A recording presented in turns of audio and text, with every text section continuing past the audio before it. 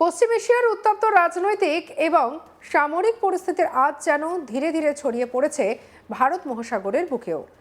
সাম্প্রতিক ইতিহাসে যেটা দেখা যাচ্ছে, একাধিক ঘটনার জেরে আন্তর্জাতিক মহলে নতুন করে উদ্বেগ তৈরি হয়েছে।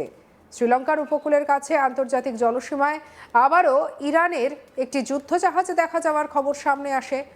আর এই ঘটনাকে কেন্দ্র করে নতুন করে শুরু হয়েছে জল্পনা। কারণ এর ঠিক আগেই ভারত মহাসাগরের এই অঞ্চলে ইরানের একটি অত্যাধুনিক যুদ্ধজাহাজ ধ্বংস হয়ে যাওয়ার ঘটনা সামনে এসেছে। আর সেই জাহাজটির নাম ছিল আইরিস ডেনা। সূত্রের খবর অনুযায়ী ওই জাহাজটি শ্রীলঙ্কার জলসীমার কাছে আমেরিকার সাবমেরিন থেকে ছোড়া টর্পেডোর আঘাতে তলিয়ে যায়। দ্বিতীয় বিশ্বযুদ্ধের পর এত বড় আকারের এই ধরনের নৌ আক্রমণের ঘটনা এই অঞ্চলে খুব কমই দেখা গেছে। ফলে গোটা ঘটনাটাই আন্তর্জাতিক রাজনীতিতে নতুন করে উত্তেজনার সঞ্চার করেছে। শ্রীলঙ্কার সরকার সূত্রে জানা গিয়েছে, তাদের উপকূলের কাছাকাছি আন্তর্জাতিক জলসীমায় ইরানের আরও একটি যুদ্ধজাহাজ দেখা গিয়েছে। এই তথ্যটি শ্রীলঙ্কার সংসদেই প্রকাশ করেছেন সে দেশের এক মন্ত্রী। অর্থাৎ বিষয়টি এখন আর গোপন নেই। সরকারি স্থল থেকে স্বীকার করা হয়েছে যে ইরান আবারও তাদের সামরিক উপস্থিতি এই অঞ্চলে বাড়িয়েছে।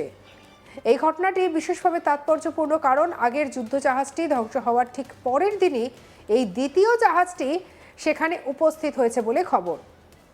অর্থাৎ ঘটনাটি নিছক কাকতালীয় নয়, বরং এটি একটি পরিকল্পিত পদক্ষেপ হতে পারে বলেই মনে করছেন আন্তর্জাতিক নিরাপত্তা বিশেষজ্ঞরা। তাদের মতে ইরান হয়তো বোঝাতে চাইছে যে তারা এই অঞ্চলে নিজেদের উপস্থিতি বজায় রাখতে বদ্ধপরিকর। একই সঙ্গে এটি আমেরিকার উদ্দেশ্যেও একই ধরনের বার্তা হতে পারে। ঘটনার সূত্রপাত হয় ভারতেই। ফেব্রুয়ারি মাসের 15 থেকে 25 তারিখ পর্যন্ত ভারতের বিশাখাপত্তনম নামে একটি বিশাল আন্তর্জাতিক নৌ মহড়া অনুষ্ঠিত হয়। আর এই মহড়ায় পৃথিবীর 70টিরও বেশি দেশের নৌবাহিনী অংশ নিয়েছিল। এই মহড়ায় অংশ নেওয়া যুদ্ধজাহাজগুলোর মধ্যে ছিল ইরানের আইরিস ডেনা।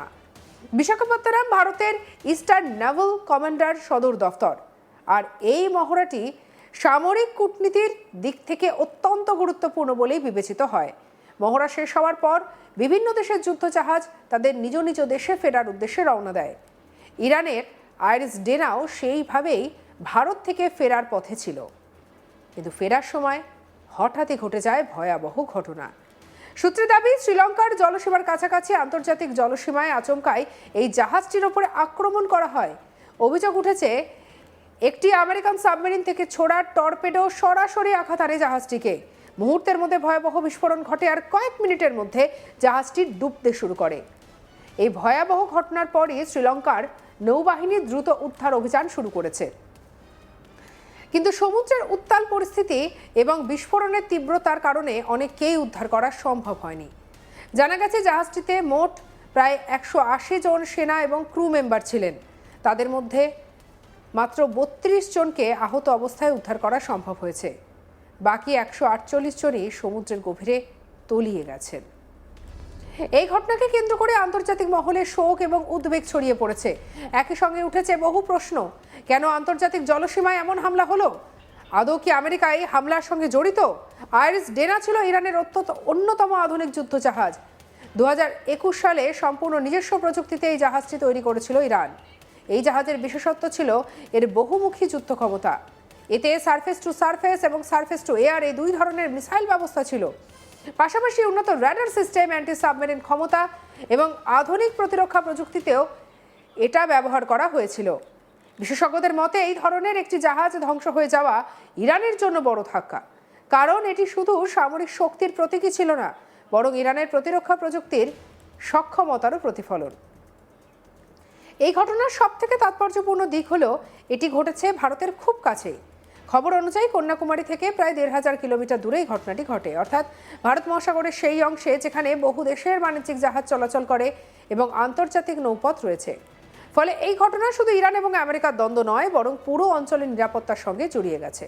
ভারত সরাসরি এই ঘটনায় জড়িত না থাকলেও ঘটনাস্থলের ভৌগোলিক অবস্থান ভারতের কৌশলগত স্বার্থের সঙ্গে সম্পর্কিত। এই ঘটনার পর ইরানের তরফ থেকে তীব্র প্রতিক্রিয়া এসেছে।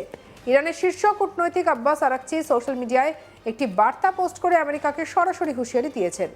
তিনি দাবি করেছেন, ইরানের উপকূল থেকে প্রায় 3218 কিলোমিটার দূরে আন্তর্জাতিক জলসীমায় এই হামলা চালানো হয়েছে। তার কথায়, কোনো ধরনের সতর্কতা ছাড়াই আমেরিকা এই হামলা চালিয়েছে আর এই হামলার শিকার হয়েছে এমন একটি জাহাজ যা ভারতীয় নৌবাহিনীর অতিথি হিসেবে একটি আন্তর্জাতিক মহড়ায় অংশ নিয়েছিল। তিনি আরও বলেন, এই ঘটনার জন্য আমেরিকাকে একদিন না একদিন জবাব দিতেই হবে। কিছু সূত্র দাবি করছে যে সাম্প্রতিক উত্তেজনার মধ্যে ইতিমধ্যেই ইরানের প্রায় 20টি যুদ্ধজাহাজ বিভিন্ন সংঘর্ষে ধ্বংস হয়েছে, যদিও এই তথ্য স্বাধীনভাবে যাচাই করা কঠিন।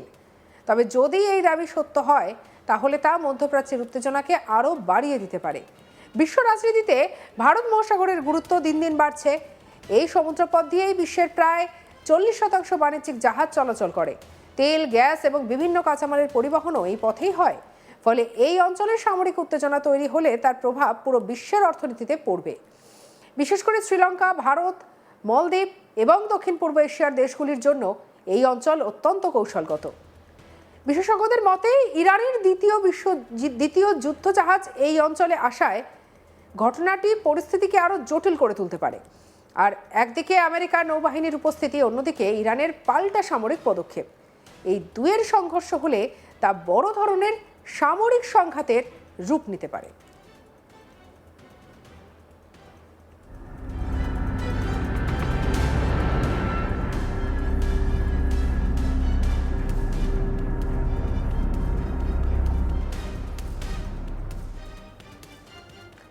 সবথেকে বড় উদ্বেগের বিষয় হলো এই উত্তেজনা এখন ভারতের একেবারে কাছাকাছি চলে এসেছে। আন্তর্জাতিক পর্যবেক্ষকদের মতে এই পরিস্থিতি অনেকটাই নির্ভর করছে কূটনৈতিক আলোচনার উপরে। যদি দুপক্ষই সামরিক উত্তেজনা কমানোর দিকে এগোয়, তাহলে পরিস্থিতি নিয়ন্ত্রণে আসতে পারে।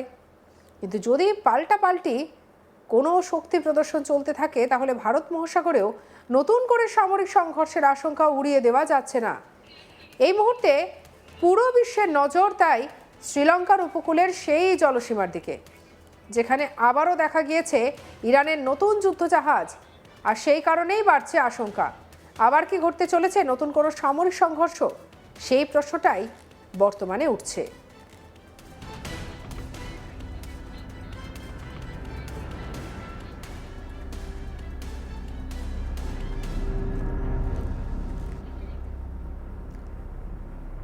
বর্তমানে ইরানের সঙ্গে আমেরিকা এবং ইসরায়েলের যুদ্ধ ক্রমাগত ছড়িয়ে পড়েছে বিভিন্ন দেশে। যুদ্ধ এখন এমন পর্যায়ে দাঁড়িয়ে রয়েছে যে যুদ্ধ ছড়িয়ে পড়েছে কাতার, কুয়েত, এমনকি আশেপাশের বেশ কিছু দেশে, যার মধ্যে অন্তর্গত দুবাই।